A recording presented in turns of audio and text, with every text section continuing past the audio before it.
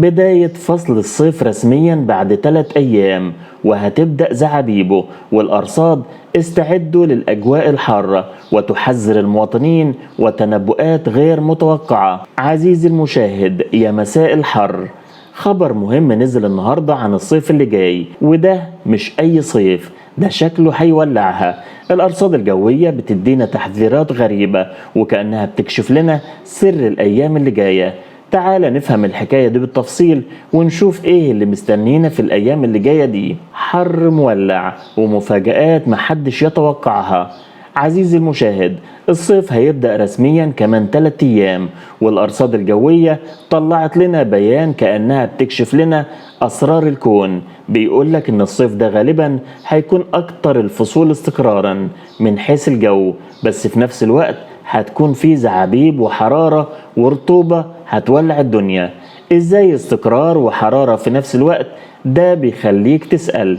الموضوع بيبدأ بمنخفض الرياح الموسمية الهندية اللي هيخلي الجو حر ورطب جدا، تحس انك في حمام بخار. الارصاد بتقول ان متوسط درجات الحرارة السنة دي هيزيد ب1.2 درجة عن الطبيعي. يعني لو الصيف اللي فات كان حر، يبقى الصيف اللي جاي ده هيكون اسخن بكتير.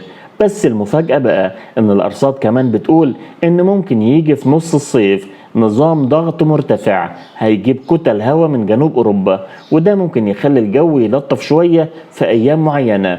يعني يا تلحق يا ما تلحقش اللطف ده غير ان جنوب مصر وسلاسل جبال البحر الاحمر ممكن تشوف امطار ورياح قوية تعمل عواصف ترابية ورملية، وده لما المنخفض المداري يمتد من السودان.